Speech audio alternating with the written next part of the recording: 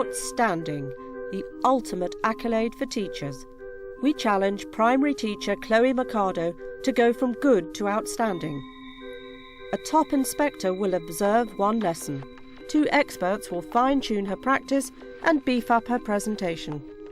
She then gets 2 weeks to take on the advice before the inspector comes back for the final verdict. It's just quite stressful, but I'm trying not to sort of dwell on it too much because I think I could go a bit crazy if I thought about it.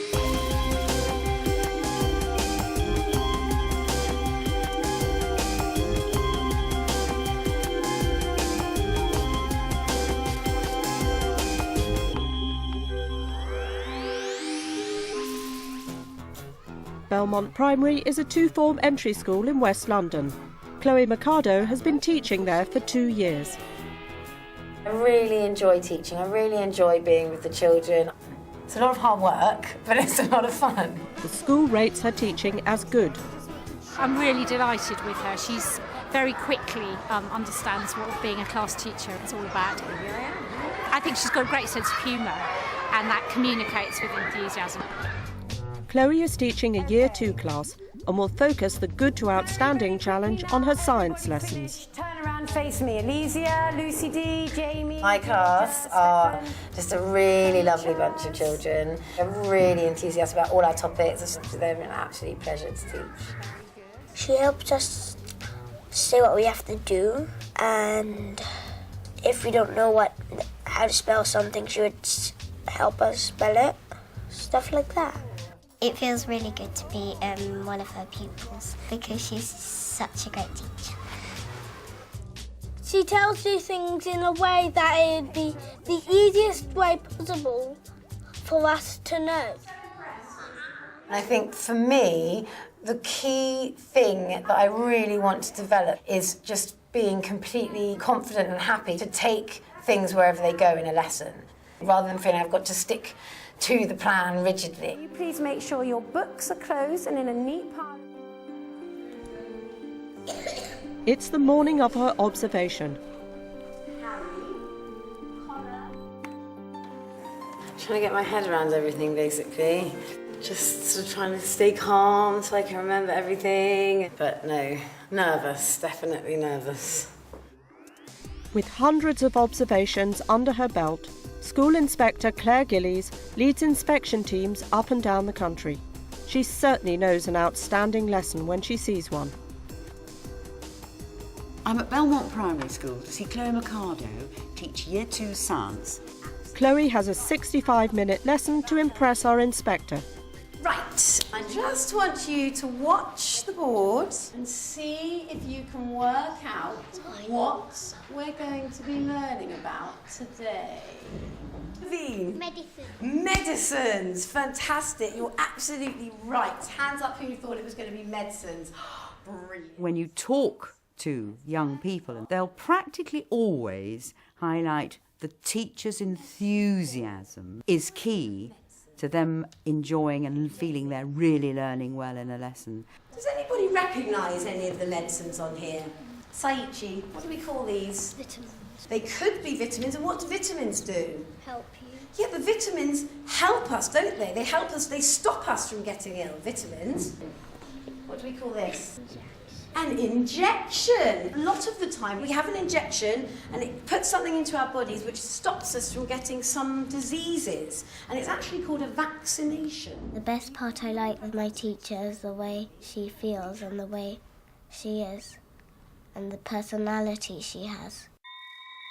What you're going to be doing today is you're going to be thinking really carefully about that time when you were really, really ill. So the first thing we're going to think about is, why did you have to have medicine that time? I want you to just turn to the person sitting next to you. And you had some cough medicine, did it make you feel better? Yeah. Did it stop you coughing? Hey, it was quite yummy. It was yummy, was it? Oh, Yeah, that's good. it's like milk and syrup. Okay. Imogen. Once I had an earache and I took some medicine. How were you feeling when you had the earache? Painful. It was very painful, was it? I would like to have lots more experiments because they're nice and fun. To take an inhaler but I didn't like it. And then what happens? And then I felt better. And then you felt better. So medicines sometimes take a long time to work, sometimes they work very quickly. So you should have lots and lots of things to say. So first of all, you're thinking about why you were ill, how you were feeling. Then you were thinking about all the people, Tom, that helped you. And then on the back, how did you take your medicine? What type of medicine was it? And finally, how did it make you feel?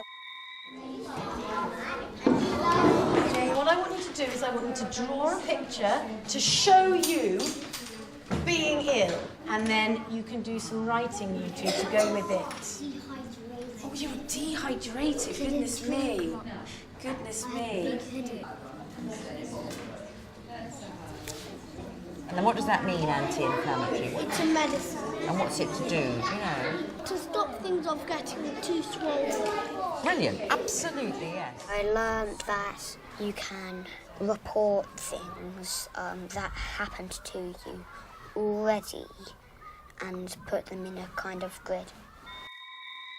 Bailey, why did you need to take medicine? What's in your first box? Why did you need to take medicine? Tummy bug. You had a tummy bug. Okay, brilliant. Thank you, Bailey. We were talking about the type of medicine that you had. Luke. I had hay fever and I took it by this thing that went like that. Is that to help you breathe? I had to breathe out and in. You had to breathe out and in. Oh, excellent. That's very interesting. So that was... I think would like her to make it a bit, like maybe a bit more scientific words. I wouldn't really mind that. Pencils away. So how did Chloe perform? Chloe, thank you very much indeed for letting me join that science lesson. I'd like to start straight away by saying that I think some of your generic teaching skills are really good, and there's lots of lovely touches and techniques going on, listening and sharing. Wonderful. Yeah. So if you stand back from the lesson, how did you feel it went? I think, you know, the learning intention is the role of medicines, and obviously it's vast. I think possibly, you know, there are things I kind of thought afterwards, I didn't sort of go into much detail about that, maybe I should have done. I think you've hit the nail on the head, really. And I suppose if I look at the shape of the lesson in terms of actually what amount of content we got out of it, we were on the carpet for quite a long time. We were. Good half hour almost. Yes. And I have to say, I totally support starting from their experiences, building on that. But if you stand back and look at the science content as to how much new science did they learn, I think with those super receptive, willing pupils, they could learn more. Right. The actual vocabulary, which was rich around the room, wasn't rich brought together. Yeah. I mean, anti-inflammatory, jolly difficult to spell. I had to think about, you know, and cough and all those really ones. And possibly where we could have really gone a bit more to town was the really significant difference between preventative medicine and curing. Okay. Because the word vaccination skimmed past the horizon. Again, difficult one to spell, could have gone on the board. Yeah. It's always the whole skill of, isn't it, of teaching science to young ones is the clarity they need, keeping it very simple for them, but equally not so simple that you might be sowing a seed of confusion in the future. Yeah. But they're a joy to teach. Yes. And I think they're ready to go further in subject content. Yes. Well, thank you very much again. Thank you. I'm really, really pleased that generically she thinks my teaching is good. You know, I'm slightly disappointed the actual kind of content of the lesson didn't go slightly better, but also a lot to learn from it, which is great, which is, you know, what it's all about. The inspector highlighted Chloe's need to sharpen up the science content in her lessons while building in challenges for the most able pupils. With the first observation now behind her, it's time to bring on the experts. To boost Chloe's progress, help comes from voice and communications coach Ulrika Schulte-Bauklo and primary science consultant John Stringer. They start by watching Chloe's lesson. Medicines, fantastic, you're absolutely right. I generally think she really tries to make things cheerful, colourful. Yeah, but vitamins help us, don't they? She's obviously enthusiastic about the subject, which is not an easy one to teach, but she hasn't actually done the story preparations necessary to have had a clearer structure. Okay. How do you know what order these boxes go in? I notice she really suffers with her voice and try to help her, particularly with her gestures. I would like her more to reach into the room and to make herself more felt to all of them.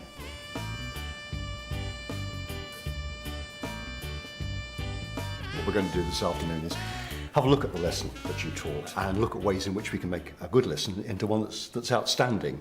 And I think one of our concerns is that it was a bit on the sort of science light side. Yes, to an extent I was perhaps relying on the knowledge that I have. A lot of science is not common sense. Yeah. And many of us grow up with a common sense understanding of science which Yeah. gets us by. Yeah. But actually when you apply it, particularly to what the children are doing in the classroom, it doesn't necessarily fit. So one of the things that I think is important is to ensure that you have got the factual knowledge at your fingertips. Yeah. I mean, the thing that I felt that would have made a real difference was to have got your facts in order and to told the story. Okay. The first thing is, of course, to look at the range of drugs and what they're likely to do. And you touched on all of these. The next thing is to say that the body is a barrier to this. Right. That in order to get the drugs into us, we've got to find ways of crossing that barrier, Okay. and either by taking things orally or putting patches or creams on ourselves. You did all of this, Yeah, but yeah, not quite yeah. locked together. Now, had you had those in place, it would have helped you to discard the bits that you didn't need, where children were either repeating or presenting you with something that had already been given Yeah. to you. And that Right. might have led, I think, into something Yeah. a bit better structured and a bit clearer. Okay. Some people would say that your job with those children was a doddle, but you actually have a very hard job to do too, because you're facing children who are already extremely knowledgeable, who you have to extend and stretch and push, which Yeah. is very hard work. Extending those children that need to sort of go beyond year 2, really, I suppose. The in a danger is to way. begin to cover Key Stage 2 curriculum. Yes, And there might be a so- temptation to assume it's going to work, but somebody's Yeah. thought that conceptually that's Yeah. best suited to Yeah. older children. But, for example, if we looked at our medicine bottles and you asked them to design something that would actually do the same job as this commercial one, you could actually extend them into something that gets their thinking going, Yeah. but more broadening than going up the curriculum. There's also veterinary science at this level, which sounds silly, but Yeah. they love animals. Of course, Yeah. children adore animals. I would look at those sorts of areas, Okay. broadening, extending, building on, because QCA is only a skeleton. Yeah. Building on that to the exciting things that they could do. Yeah. So great. So if you just freeze this for a moment, how does it actually feel? Sort of not slightly odd, a bit pointless. You have contradictory things in you. On the one hand, you know you have to communicate. On the other hand, you're holding back. This is one of the reasons, by the way, that your activity is all up there, is that your voice has a lot to do here because there's not enough support from down here. So we are just losing now your shoulder area up because all these muscles have an effect to your voice. Ulrika works on Chloe's voice to make it smoother and less strained. Yeah, so what I like you now is you do a little bit of Tarzan in the front. So Okay. very gently, exactly, you are starting going around there. And what I like you now is, first of all, you do a sigh like ah. So you go, don't worry if it comes croaky out. And ah. Brilliant, do it once more. And ah. And can you do meow? Meow. Worked on.